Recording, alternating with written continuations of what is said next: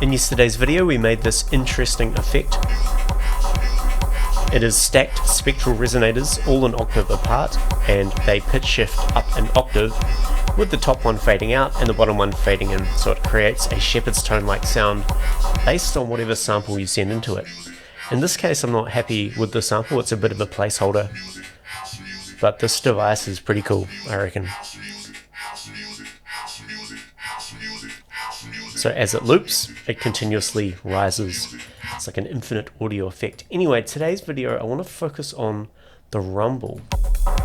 So we have Atlas here, we have a separate kick out, and we have a separate rumble out. And the rumble out's just taking another sample and doing some saturation and compression and stuff. I want to put some real effort into creating a cool rumble rack. So with techno, especially the darker side of techno, usually instead of a actual bass line like a synth, a good way to do this is take the kick and offshoot it to a separate track and do something with it, delay it, reverb it, extend it out, pitch shift it somehow, and give it a good rumble so the bass is kind of replaced with a big earthy kind of sound. That's not the only way to do it, of course, but it's the way that I like to achieve the result, and I want to create a rack that I can reuse today. I was kind of thinking last night it would be nice to have something which I don't have to build over and over because I use this quite a bit. So what I'm going to do here is go into my Atlas here. I'm going to remove these clips here, which were the kick, or the two different kicks. Let's get rid of these. And I'm going to create a new track. You know what? I'm going to work in session view today. I'm feeling session view E. Call this kick, and let's put in, I'm going to use the drum synth kick here. So the DS kick. Oh, that's in the drum synth folder in your instruments. And let's just put in a 4/4 kick, like so. I'm going to bring the velocity of them up, and we'll hit play.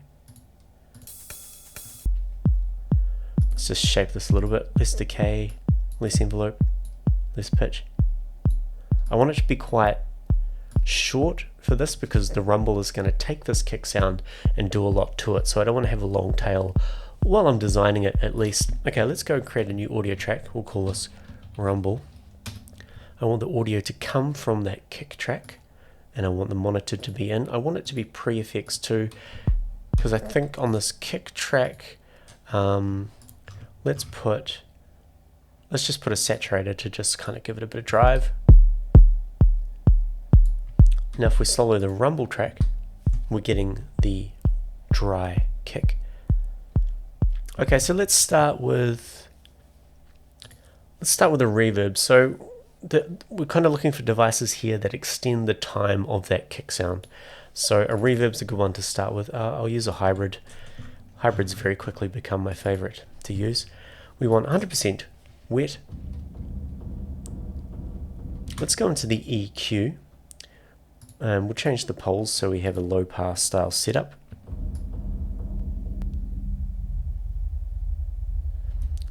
So it's going to help if you have some subs or headphones with this video. Apologies if you're on your phone or laptop. Let's bring the EQ up there. So I'm just kind of boosting some frequencies. Let's go ahead and give this we'll give it a utility so we can monitor the bass.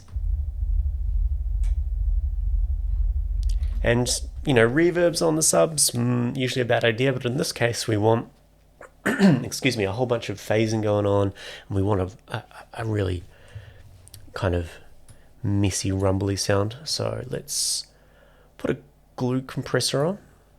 I'll use a regular compressor. And I'm going to sidechain this from the kick.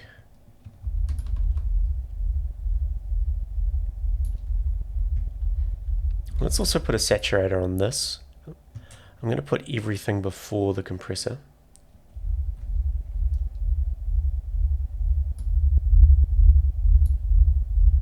And of course, by playing with this pole, we can open up the frequencies as needed.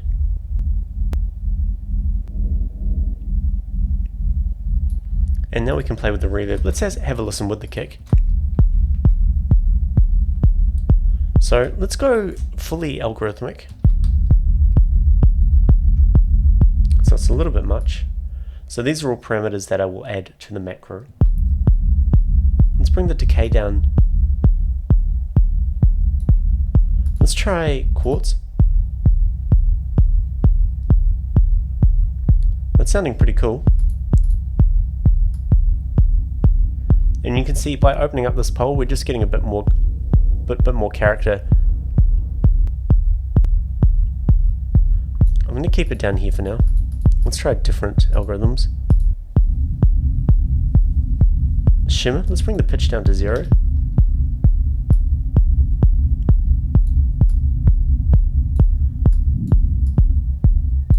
Let's try tides.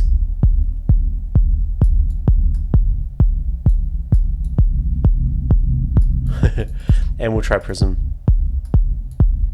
Okay, let's switch over to convolution. Let's go halls. Berliner Hall, that's appropriate.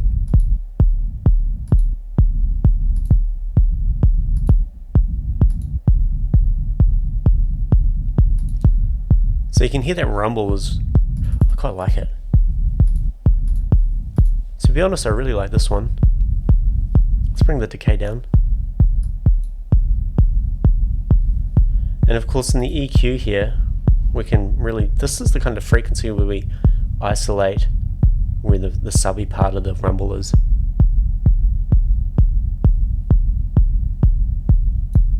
What if we use both?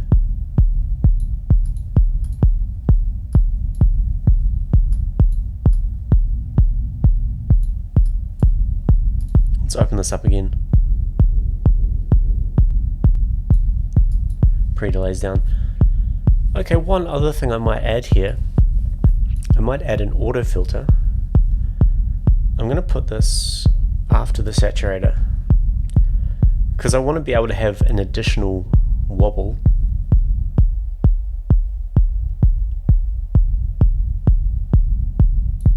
So let's make this synced mode.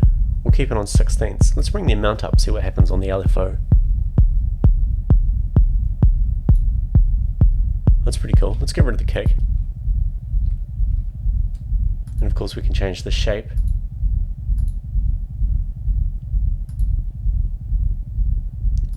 And we can experiment with different rate times as well.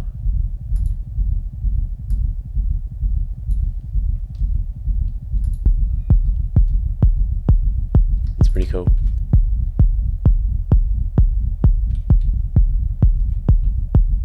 Again, I hope you've got some kind of sub at the moment. This video is not going to make too much sense. Let's go ahead and put in the drums and see how that sounds.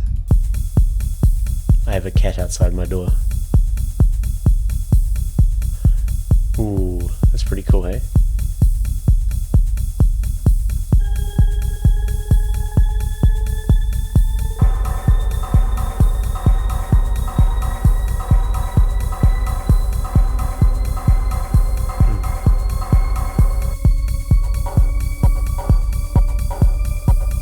Oh, awesome. Real happy with that. Okay, let's go ahead and rack this up. So I'm gonna put is that all I need? We'll put things on macros and we'll see if I can find some space. Now usually I don't like saying, oh, I've got more macros, therefore I should put more devices, but I think in this case it would be okay. So first things first, we want the frequency of pole 4 here. So we'll call this low pass filter. We also want the frequency of this one. We'll go boost band, I guess. We'll just call this boost frequency. And we also want boost gain. Boost gain. And we also want boost Q, of course. These are the important ones in my opinion. Boost Q. Then, yeah, maybe we will use a lot of macros here. Let's pad it up. Let's do it. Let's make a fully 16 macro thing. So I'm liking the convolution, but the problem is we can't assign the convolution reverb impulse responses to macros. So that's all good. Let's just click on, let's have this one as reverb blend. And then let's just go, did I like the dark hall one? I'm not sure.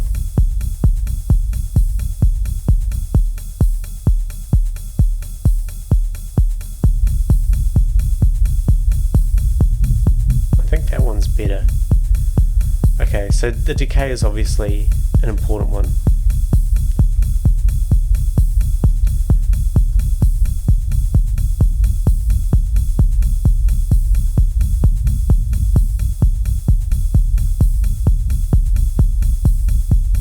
Just finding the best macros here. Let's open up the low pass filter.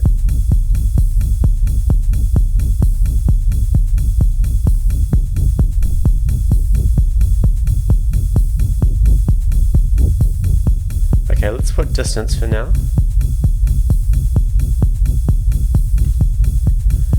And imagine size as well.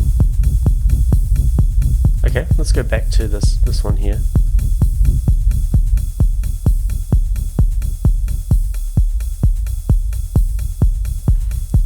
Very good. Okay, for the saturator we will map the drive for sure.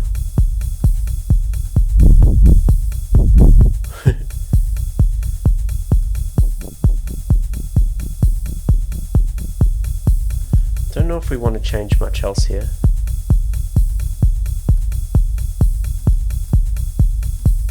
No, I don't think we do.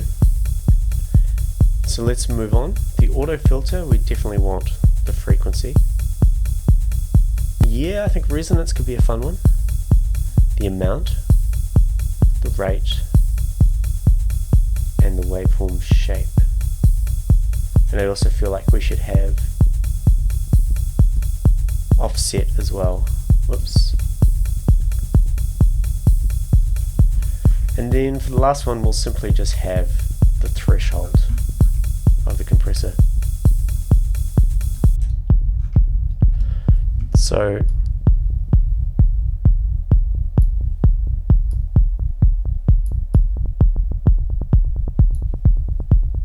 now if I bring the resonance up,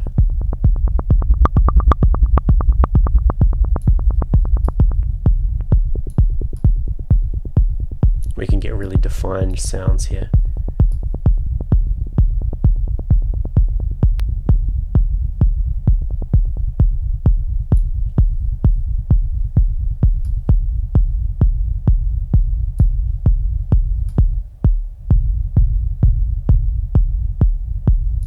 And of course the offset, if we want to shape it even more.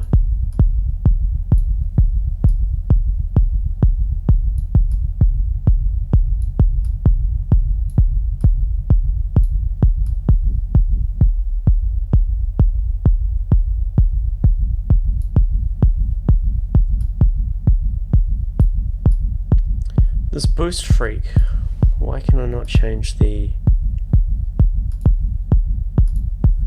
frequency of that? Did I not map it?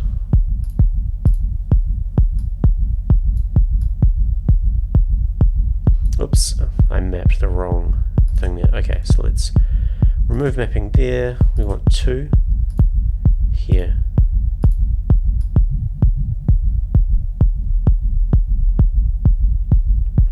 I'm not sure if I want to roll this off. I probably should, so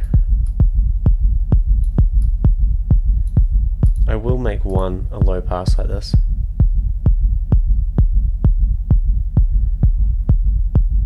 Maybe roll it off around 40. Awesome.